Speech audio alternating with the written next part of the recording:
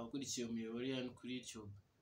Uyu munsi tugiye kuganira ku kibazo abagore bahuye n'ibyago by'uko inda zavuyemo bakunda kwibaza ngo ese ubundi ni ryari cyangwa se ntihashize igihe kingana iki waravanyemo inda cyangwa se inda yawe yaravuyemo kubera ibibazo runaka bitandukanye ushobora kongera kuba wasaba. Ni igihe cyiza cyo kuba wasaba.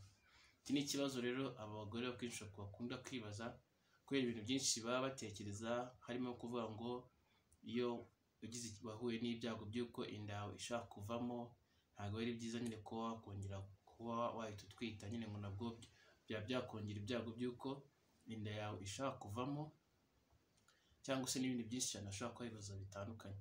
Gusa ariko nyine muri kino kiganiro cyacu tugiye kurebera hamwe nyine ubundi ni ikihe gihe cyiza cyangwa se ikihe gihe runaka nyine cyo kuba wakongera gusama mu gihe wahuye n'ibyago nyine byo ko inda yawe ishaka kuba yaravuyemo. Ubundi nk'uko tubizi inda zishaka kuvamo inshuro bitewe n'impamvu, inshuro nyine nyinshi cyangwa imwe bitewe n'impamvu nyinshi zitandukanye.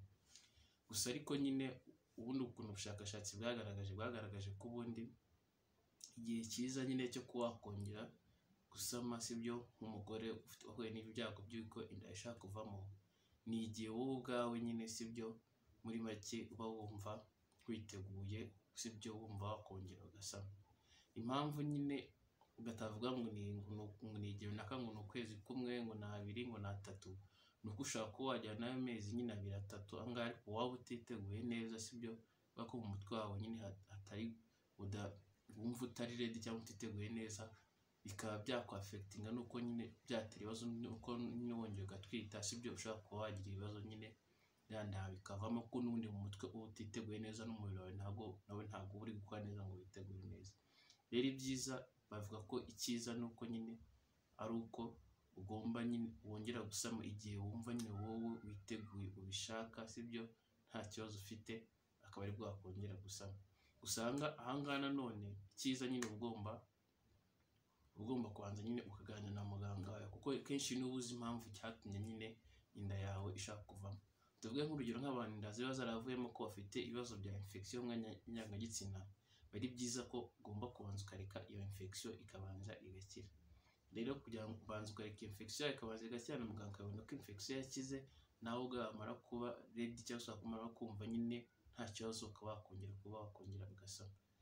Ikindi nanone buriya cyane cyane nko mu cyumweru cya mbere nanone sibyo inda ikimara kuvamo, si byiza nyine ko tujya gukora imibonano mpuzabitsina kugira ngo byose usame, kuko muri cya gihe cy'icyumweru cya mbere sibyo kwa kuntu nyine inda iba yaravuyemo ntuza umwanya nyine uri cervix cyangwa se uno mwanya nyine uhuza igitsina cy'umugore sibyo na nyababyeyi cyangwa se icyo twita inkondo y'umura warafungutse. Iyo wafungutse rero ukajya gukora imibonano mpuzabitsina cyangwa ushobora kuba wakiyongera ibyago by'uko ushobora kugira infection ikaba yazagutera ibibazo n'ubundi kwirinda wazatwita. Urumva rero no mu cyumweru cya mbere ntabwo ari byiza.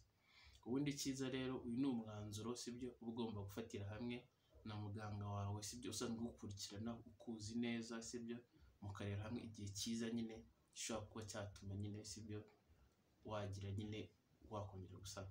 Ubundi abaganga benshi bakunda kuvuga ngo ushobora gutegereza ukwezi kumwe cyangwa ugategereza ukabanza ukagira imihango sibyo, iyo mihango yarangira sibyo, nyuma y'iyo mihango yarangiye sibyo isanzwe ukaba wakongera gushaka gutwita. Ariko ubu ngubu ni umwanzuro ugomba gufatana na muganga nyine hamwe sibyo, mukarebera hamwe sibyo icyiza sibyo kigukwiriye nyine cyagushobokeye, bigendeye ku mpamvu nyinshi, bigendeye ku kiba gishobora kuba cyarateye inda kuvamo, kandi bikagenda no ku bushake bwawe sibyo, kuko ushobora no kuba udashaka no kongera gusama nyuma y'uko inda yivuyemo, cyangwa ukaba ushaka kongera gusama hashiyemo igihe sibyo, cyangwa ukaba ushaka no kongera gusama hakiri kare, ariko muganga bakaba yakugira inama yo kuba uretse ho gatoya. Gusa ariko nyine nk'abaganga benshi cyane bakunda kuvuga ati byibura ureke uhashire nk'ukwezi cyangwa ureke wongere hashire nk'indi mihango wari wakongera kugerageza gushaka gusama. Gusa ariko impamvu bakunda kuvuga gutyo ni ukugira ngo babanze bareke nyine wowe ubwawe mu bwonko bwawe banze nyine ube prepared cyangwa wumve ko nyine ubishaka, kandi wumve ko nta kibazo ufite nyine umere neza, kandi none za ibibazo nyine bya bibazo nyine byo kugira ngo umubiri nawo ubanze wisuganye neza, nyine urumva nabwo wongere wisuganye neza, bizagaragazwa nuko nyine uzongera ugasubira mu bihe bisanzwe nyine byo kuba nyine wakongera ukagira imihango. Ariyo mpamvu bamwe bashobora kugira ngo uzategereze uzabanza ugire imihango sibyo isanzwe, nyuma yo kugira imihango isanzwe nyuma yaho uzongera ubigerageze.